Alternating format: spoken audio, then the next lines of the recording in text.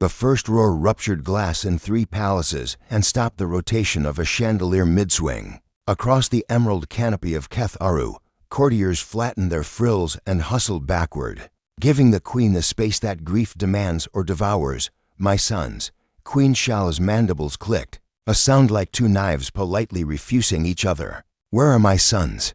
The royal brood to princes barely 8 molts old had vanished from the nursery dome. Between pulses of the moon reef, a window of 22 minutes in which 10 cameras blinked okay. 6 attendants swore their oaths by the deep, and the guard on the south egress remembered nothing at all between pouring tea and dropping the cup.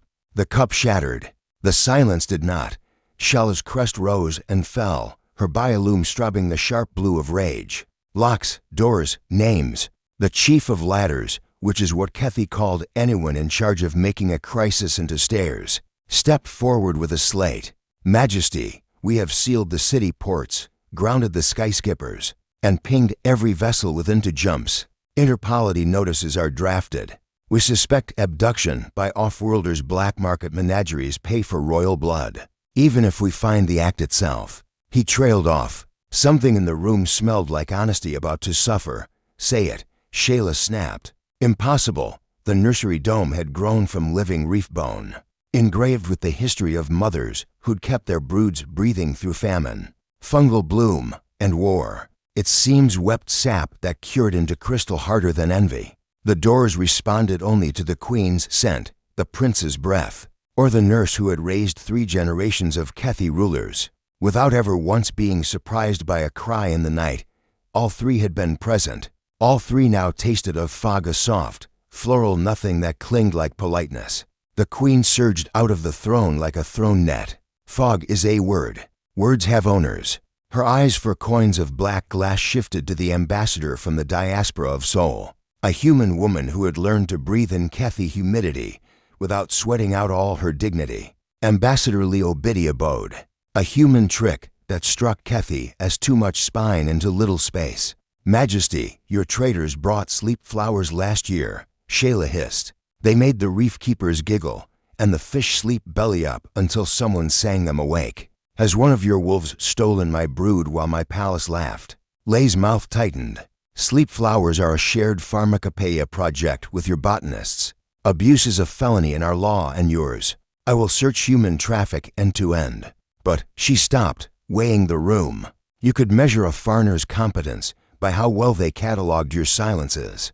But you think it's local, Shayla finished. I think, Lee said carefully. Someone who knows your doors asked them to be polite, and the doors being very well trained complied. Kethi doors obeyed hospitality the way people obey gravity. If you were invited, you belonged. If you belonged, the door remembered. Shala's crest lowered a fraction as if the thought offended her crown. The queen's consort, Palinoa, put one hand on the rail. We will burn the invites and the house that wrote them, he said mildly. After we find the boys, find them, Shayla said to the room. To the city, to the moons. The chief of ladders opened his slate, and the hunt began. Within an hour, 6 million eyes had watched the palace feeds. Within 2, the ports were full of impatient skippers with engines idling and lists of debts the queen had paid. When famine came, they wanted to pay back the only way Kethi know how, by getting there fast. Within 3, the Wagrid Humanities lattice of stations and promises received a packet with the queen's seal, and an uncompromising sentence. To every node, a royal brood is missing. If they pass your door, bar it with your body. Lee forwarded the packet not with rank, but with a flag given to anyone carrying grief, neighbors first. It moved across the grid with a priority that outranked trade, politics, and pride. On Mars, a tug detoured to survey hidden bays. In Jupiter orbit, a Union Hall posted the prince's portraits between shift schedules, and a recipe for soup. On a dusty node over Ceres, a Kijani engineer with grease on her cheek downloaded the images to her pocket slate and said, I'll keep my eyes open, the way saints promised to sin carefully. By the 10th hour, the Kethi had interrogated every guest, scrubbed the palace from crest to keel, and found only this, an exit path no thicker than a child's arm, curled like a mollusk's curiosity, and opening, absurdly, into one of 1,000 service tunnels humans had cut 50 years ago, when they helped a post-war Keth Aru plummet self toward the future. Old tunnels, Lee said. Bent over a map with the chief of ladders. We kept these, I thought. After the floods, we asked them to be polite, the chief said bleakly, and tapped a section where polite meant the door had no habit of arguing with a royal scent. We kept the cap keys in a drawer labeled for emergencies. Kidnappers don't carry drawers, Lee said. Which means someone carried the boys, the chief said, looking as if he had swallowed an oath like a pill. Who smelled like the queen? Shallow's crest froze high, a signal that told the palace it was about to remember how to be very old. Bring me the nurse, she said. The nurse came on her own feet, unbound, unescorted. She walked like someone who had been obeyed so long she had forgotten there was any other way to move. She smelled like soap and millet, and the salt you don't see because it has always been present. I would never, she said, after the first questions, before the second wave could make her smaller. No, the queen said. You would not, but your scent would open any door. So would mine. Shayla looked at Lee. Is there any human in my palace who smells like me? Not by accident, Lee said, but I can think of a person who could get a cellar for such a smell. And I know exactly where in this city he buys his polite crimes. Shallow's crest lowered. Go, Lee went. She took no guards, only a translation band, a coat with a dozen hidden pockets, and a way humans have of walking into markets, like they own nothing and intend to buy everything. In the low reef where nothing respectable ever starts, but many necessary things begin. A Kethi fixer named Vrax sold black market things in white market daylight tools that open politely, codes that make stubborn pipes conversational, scents that pretend to be kings. At Lay's approach, Vrax's frills flattened with a pleasant chime. Ambassador, I thought you were at court, where everyone pretends their frills aren't functions. Lee held up a voucher chip. 2 questions and a purchase. If you answer the first 2 well, I won't need the third. Vrax's frills pulsed the color of a merchant deciding whether to be noble. Ask, who bought royal scent? A flinch, small but bright as a dropped plate. No one. Lay's mouth made the shape humans reserve for children who are trying to lie and failing admirably. Try again. Vrax licked his teeth. You think I would help thieves? I think you already did, Lee said. Accidentally or on purpose. I think you sold a narrow vial of Dorpalite to someone who smelled like metal and soap and fear. I think he said it was for an art project. I think you like art. So do you like it enough to explain to the queen? Vrax's eyes flicked to the crowded market witnesses, neighbors, 100 little oaths. He swallowed. Doc 19, he said. Night cart. He paid in human coin.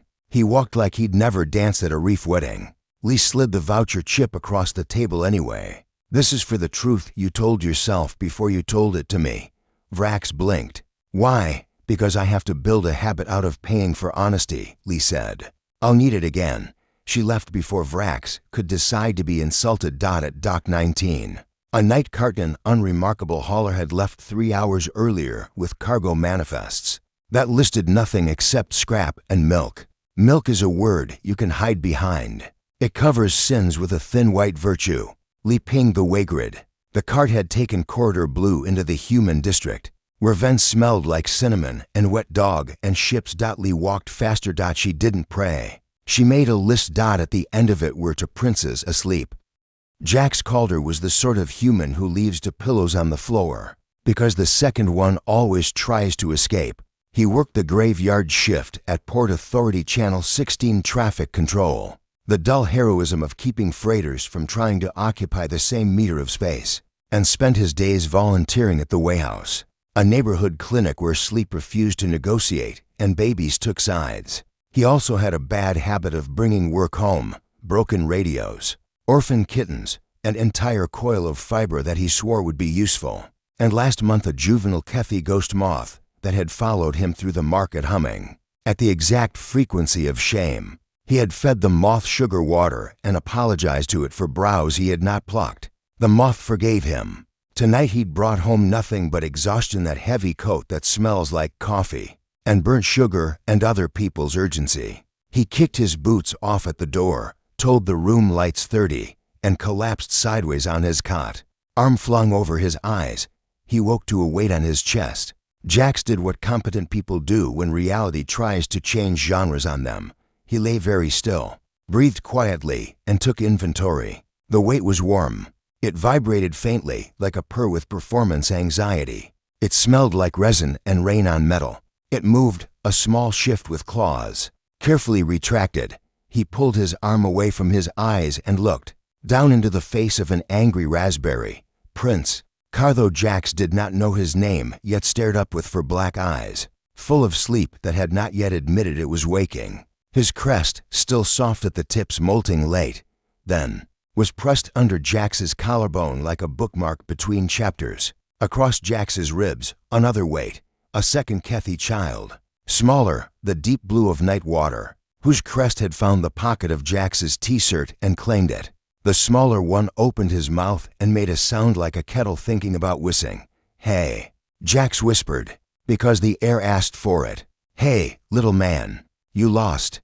The little man vibrated harder. Jax felt the rumble against his sternum and, with a flush of memory, remembered a neonatal ward on Vesta Station where oxygen monitors chirped like silver birds, and a roomful of exhausted parents learned how to exist in quiet without feeling erased. He had a voice he used there sometimes, a thing he had been taught by a nurse who wore stickers on her badge, the tone that tells a body in crisis that the planet underneath it still has floor. He made that voice now, soft enough to stay inside the bed. "I've got you," he said. "We can do this." He reached slowly and found a blanket. The thin weave they give to people who insist on pretending the night is a polite idea. He draped it over the prince's, careful not to pin crests or pride. Then he looked around his one-room apartment for anything that would explain how he had become the adult animal a royal brood decided to fall asleep on. The window grate was open a hand's breadth. A fiber strand dangled from it, sticky. On the floor, a vial, uncorked, smelling like polite doors. Beside it, a stamp, a child's toy. Kethi make, used to mark games with ownership. Someone had blotted it on Jax's dresser. Queen Shala's crest had printed on the wood grain, faint but unmistakable. "Oh," Jax said to the dark. "Well, that's unfortunate." The kettle prince made a sound like agreement. Jax's terminal pinged, then pinged again, more urgent. He nudged the older prince's crest so he could reach. Waygrid alert. Catharu royal brood missing. If found, do not. Jax didn't read the rest. He thumbed a channel without getting up. "Channel 16 traffic," he whispered. Then, because habits are stronger than panics, Jax called her speaking. "Jax, if you just logged in from home on my board, I will throw a mango at you," said Tamsin from dispatch. "Which is how Port Authority says I love you very much. Do not make me carry you." "Tam," Jax said. "Don't throw produce. Also, I think the princes are here." Tamsin did not scream. She inhaled like a mechanic about to decide what size wrench a situation demands. "Confirm." Jax angled his terminal so the camera could see to small Kethi asleep on his chest like epaulets that had sworn fealty without checking the uniform. He used his chin to point at the stamp on the dresser. Tamsin swore without religion. "How?" she asked. "Sleep flowers." "A vial," Jax said. He nudged the closer child gently with his chin. "Hey, buddy, can I see your hands?" The child reluctantly allowed his fingers to be counted. 8 claws. Kethi, no tattoos. A faint smear of sap where a door kissed him on the way out. Jax's heart did the stupid bird thing it did when small creatures trusted him. "Tam," he said. "Call the ambassador." "And the queen." "Done," Tamsin said. "Don't move." Jax looked down at his sternum, where two bundles of biology and politics were anchoring themselves to the notion that gravity had feelings. "I'm not going anywhere," he murmured, and let his shoulders soften so the princes had more chest to borrow. He sang then, under his breath, a human song not meant for words, a hum his grandmother had learned in a refugee camp and taught to all the babies within reach, a sound that told lungs there were still ceilings that could keep the weather out. The older Prince Gar, though Jax still didn't know, made a small, ridiculous snore. The younger, Pelu, fitted his crest tighter into the crook of Jax's shoulder like a key finding a locket approved of. Jax kept humming. Someone knocked on the door 3 minutes later, as if the door were a person whose afternoon you respected. "Ambassador Leobidia," said Lee, through the grill, And then in a dialect Jax had only heard in markets after beer. "I brought ladders." Jax snorted. "Comin'." Lee stepped inside with Tikethy and Port Authority yellow neighbors. Not soldiers and a Kijani medic carrying a pack with a cross and a B. The medic's ears flicked toward the bed and she let out breath that had been waiting since a planet was young. "The queen is on the way," Lee said, not looking away from the princes. "And the chief of ladders and half the city. You are about to learn the Kethy word for thank you delivered at weaponized volume." Jax shifted an inch to keep a crown from rolling off his rib cage. "Do we have time to discuss how they got here?" Lee lifted the vial, sniffed, grimaced. "Sleep flower derivative, gentle, no malice. Doors were polite. Someone carried them to you." "Why me?" "Because your scent was on their tongues," Lee said, and at his look, shrugged. "Wayhouse, you helped in the nursery 2 days ago when the heat failed. Babies coughed, you sang. They were handed back to their nurse sticky with your smell." The Kijani medic leaned in. "Permission?" she asked, and Jax tilted his head to let her see the boy's pupils slivered under their lids. She checked vitals, scanned crests, murmured, "Normal. Sleep depth not dangerous. Heart steady. Whoever drugged them was careful." She looked up at Lee with ears flattened. "I hate careful criminals." Leigh's eyes softened. "Not criminals," she said. "Not exactly. Explain before the room fills with titles," Jax said. Lee pointed at the stamp on Jax's dresser. "That is not from the palace. It's from the river school. Shala's sons attend morning lessons with trade skids and fishermen's nieces. They stamp their names on their boxes. That stamp does not live in a royal nursery. So?" Jax asked. "So whoever carried them is 4 feet tall, sassy, and very sure they are right." Jax stared. "You're saying a child carried the princes out," Lee said. "Probably 2, if we consider the weight. The scent vial gave them doors. The stamp got them through the last polite lock." "Why?" Jax demanded, bewildered anger rising like a sun. "What could possibly?" Lee folded her hands, a human gesture Kethy find too naked to be impolite. "Sometimes small people," she said, "decide the nursery is wrong and the adult world is incapable of hearing it at a volume that matters. So they take the problem to someone who listens." Jax glanced down at the princes, who were drooling with royal oblivion on his shirt. "I'm a traffic controller. You're available," Lee said. "And last week you sat on the floor at the Wayhouse and let 6 toddlers clap your cheeks, while you learned their names and didn't once flinch. Small people notice who flinches. They conduct surveys." Jax put his free hand over his eyes, then laughed because no other reaction fit. "All right," he said. "We wait for the queen, and then we solve whatever problem the princes tried to hand me." "Exactly," Lee said. "Try not to breathe too loud. They'll think you've betrayed them." The knock, when it came, was not a knock. It was the sound gravity makes when it remembers it has. Preferences. Queen Shayla entered with her crest at half-mast, Kethy's sign of focus and to guards, whose job wasn't to threaten but to make sure the room didn't forget which way was up. Shala's scent filled the space like a song the walls had been taught in childhood. The prince's crests twitched. "Be still," Shayla said, a command issued to her own wrath rather than the room. She approached the bed and stopped as if someone had drawn a line not to cross, which someone had. Trust. Jax tilted his head in a human version of a bow that didn't jostle children. "Majesty." Shayla looked at him, one of those looks that makes you feel like a tool being measured for a job you didn't apply to, and then at her sons, asleep as only creatures who have never once feared bureaucracy can sleep. Her crest lowered 1 degree. The palace would later note this as the moment the war ended before it began. "What did they ask you for?" she asked. Jax blinked. "Ask me." Shayla flicked her eyes toward the stamp. "One does not carry a crown into the dark without a note. What do they want?" Jax considered the last week, the Wayhouse, the river school, and the way the princes had tucked themselves under his clavicle, like a message into a crack in a wall. "I don't know," he said honestly, "but I'll help you hear it." Shala's crest stilled.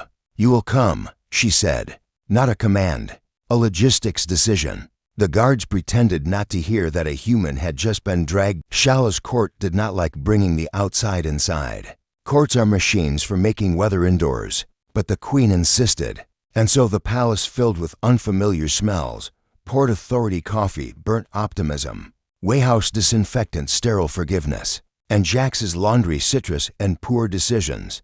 The princes woke in a sunroom, built for the previous queen's turtles. They did not recognize the turtles or the sun, but they recognized Jax and crawled onto his lap with the inexorable entitlement of creatures born into rooms that never told them no.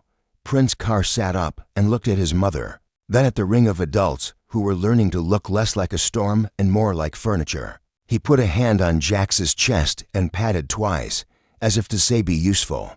Then he reached for Jax's terminal and, with the confidence of a child who had never met a password he couldn't defeat with charm, pulled up a map. The river school, Carr said. His trade was soft but practical. He had learned from fishmongers, not tutors. He tapped a building near the water line, then a neighborhood beyond at hexes of reef bone and tin, places where floods went when they needed exercise. Palu's friend, he added, and the smaller prince nodded so hard his crest made a sound like a broom.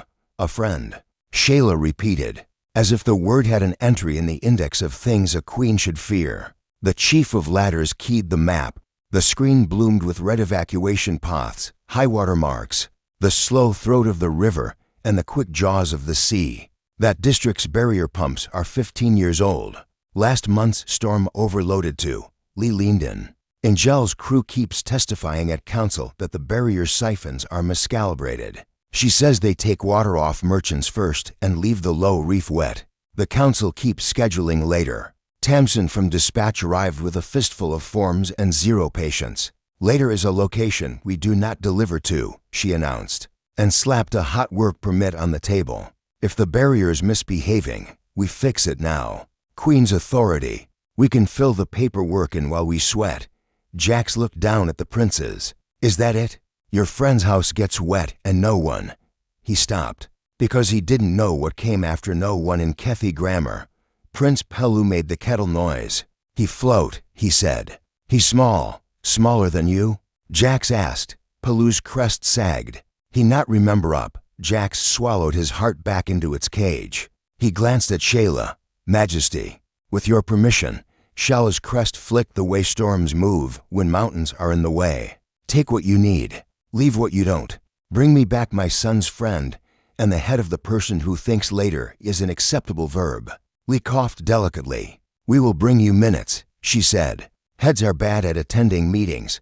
Shayla revealed 3 teeth. It might have been a smile. They moved. Kethi pump houses are music, pipes tuned to flood keys, valves as percussion, engineers as conductors making weather dance. The Barrier 3 house at the low reef, however, coughed like a smoker and groaned like a lie. Jax ducked under a pipe that had never learned humility, hands already black with grease. The Kijani medic whose name was Anu, and whose sense of humor was drier than asteroids passed him wrenches like sacrament.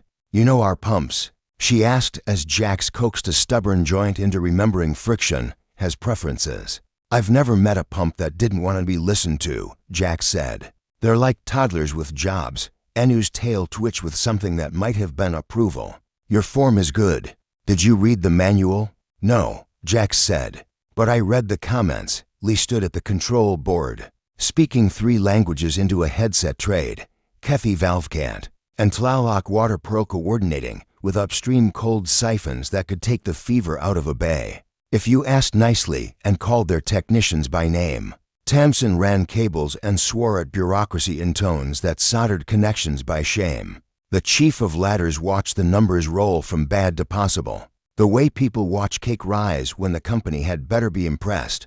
Prince Carr wearing a port, authority vest that reached his knees stood on a crate and held a flashlight at exactly the angle that made Jax's job possible. Palu sat beside Anu, counting out clean cloths and handing them to anyone who looked like they had lost a debate to. Gravity. The pumps changed sound the way a city changes seasons, subtly, then all at once. The coughing turned to throat clearing. The groan became a hum. Water obeyed the new suggestion like a citizen who doesn't agree but recognizes a well-written ordinance when it hears one. A gray bundle appeared at the door, a child with a braid like a stern rope and eyes that had done more arithmetic than any child deserves. He looked at Pelu and made a brave mouth. Pelu made the kettle noise and tackled him gently. "Finn," Carr announced, his voice full of the satisfaction of a plan daring to work. "We bring him." Finn's aunt stormed in after him with her hair wrapped and her sleeves rolled and a sentence that could have killed gods. She stopped when she saw the queen crest at half-mast, hands dirty. She recalibrated without apologizing. "My house," she said to Shayla, to Jax, to anyone who could deliver. "It floods on purpose." Shayla blinked. "Explain on purpose." "The market's drains are tuned," the aunt said. "The merchants complained, and the council adjusted the valves. The low reef does not have merchants. It has sleepers and kids and cooks. We don't complain. We bail." Lay's mouth did the hard thing human diplomats train for. "We'll fix the policy after we fix the pumps." Shayla looked around the pump house, the pipes, the sweat, the dirty children doing jobs that mattered, the human who had become furniture that made the room better, and did the thing good queens are paid in funerals to do. She changed. "Chief," she said, "every valve set in this city, every drain algorithm, every courtesy lane audit today, where the numbers prefer money to children, move them. Write it down. Bake a cake when it's done." The chief of ladders smiled like a man who had been given a ladder after a decade of rope. "Yes, Majesty." Shayla knelt awkwardly, because queens are not designed for furniture, and placed her crest briefly to Finn's forehead. "Kefi call that a promise." Finn did not giggle. He had earned dignity, and was not about to spend it cheaply. Pelu tugged Jax's sleeve. "He not small now," he said. "No," Jax agreed, keeping his voice from doing the bird thing. "He isn't." They returned to the palace at dusk with a pump schedule that wouldn't drown low reef first, a list of drains that had been taught new manners, and 3 children asleep in a pile on the back bench of a skimmer, a prince, and a boy who had chosen the right adult to help him move a city. Shayla stood at the gate. Crest at a new angle the palace would learn how to name later. "Bring them inside," she said. And when Jax hesitated because palaces are not for him, and he is old enough to know where he belongs, Shayla added, "You as well." Jax went. Because when a queen tells you you are furniture she intends to keep, you don't argue with interior design. The next morning, the palace woke to something stranger than a roar, applause. Work crews from the low reef climbed the outer stairs and clapped their hands in the rhythm, used on docks when a ship comes in heavy and honest. The queen stepped onto the balcony and clapped back. This is how Kefi kings accept rebuke. Inside, the princes held court on a carpet and weighed the merits of 2 baskets. One of fruit Pelu tried. To hatch a mango, one of wrenches Carr chose a half-inch and declared it king. Finn sat between them, wearing a vest that had been adjusted twice by a palace seamstress who had never worked on something that squirmed this much and refused to call it a day. Jax arrived with 2 pillows because one always escapes and a bad habit of trying to do paperwork. At the edge of naps, Lee brought the chief of ladders a cake that said later is cancelled and for scripts, and 1 polite emoji. Shayla called the court to order. It looked less like a throne room and more like a shop class. "First," she said, "the measures that prefer money to children are revoked. The valves have been set to people first. The audits will be posted where even the stubborn can read them. Second, the council will be reorganized to include low reef voices Fisher, cook, nurse, and a child chosen by the river school every season, because it appears small people know how to file emergencies correctly. Third, this palace will take a mentor from Port Authority and the Waygrid a human mechanic, Kajani engineer, Tlaloc hydrologist to ensure our maps describe the city we live in, not the one we sermonize." The ministers shifted, offended to discover their chairs had become benches. The palace chronicler, who had been waiting his entire career to write minutes worth reading twice, sharpened his stylus and tried not to cry at the word people first. Shayla looked at Jax. "Human, you have a name I keep hearing when people who never cry try not to." Jax called her, he said, rubbing a pillow seam between thumb and forefinger like a talisman. Jax called her. Shayla said, "You kept my son's hearts from learning hurry. What do you call the thing you did?" Jax considered. "I call it keeping the schedule," he said. "Feed, air, honor, repair, nap, then do it again." Shayla's eyes warmed. "Good, we will keep that schedule then." Pelu climbed Jax like a ladder and fell asleep under his collarbone. The way a message finds paper in a storm. Car lay on the carpet with his wrench king and conducted a symphony of pumps with 2 fingers. And a hum. Finn stood up from the bench, squared his shoulders, and addressed the queen with the half-terror, half-ecstasy of a child discovering adults can be moved. "Majesty," he said, "my friend had a bucket. He lost it. He flailed, words failing at the edge of a feeling too big. We didn't know who. Now we do." Shala's crest dipped. The precise angle used when queens accept corrections from children without making it a war. "You did well," she said. "Next time, bring a note before you bring a prince." Finn's mouth made a shape Jax recognized from mirrors. "The promise that mischief will learn paperwork." "Understood," Finn said solemnly. "We will file hot work permits for kidnap."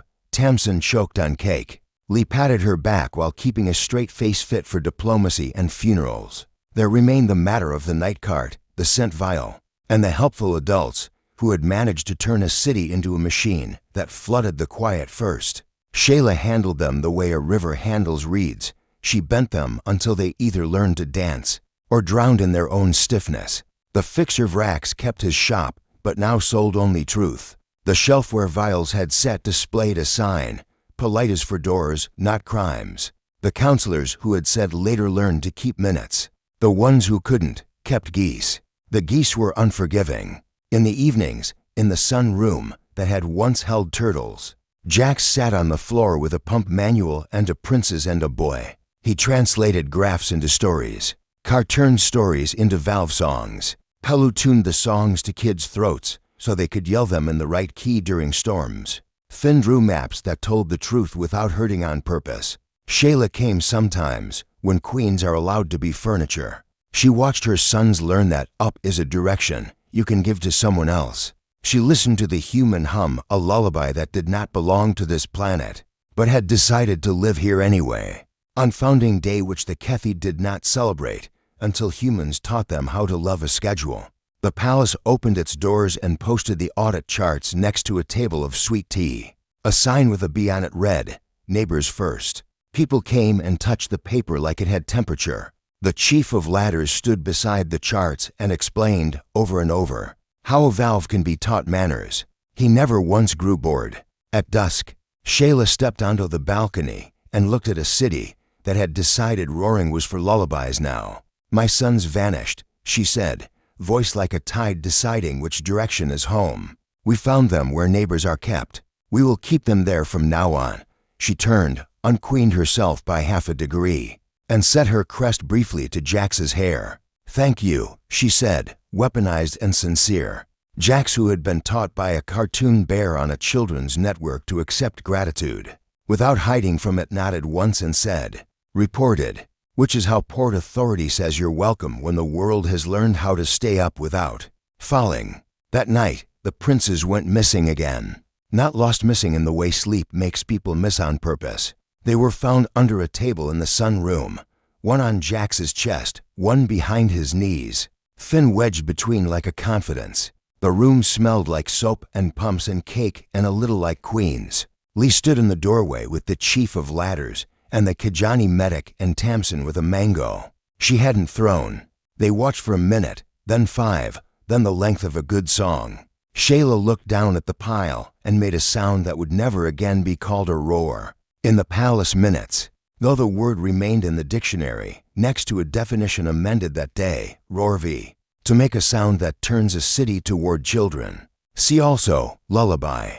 And if, in later years, people came from other worlds to ask the Kethi how they had ended a war with a nap, the palace would tell them, "We found the most lethal species alive and asked them for a schedule. They gave us one, a human with 2 pillows and a bad habit of listening. And our princes learned to sleep on neighbors instead of pedestals. It turns out the body keeps better time that way."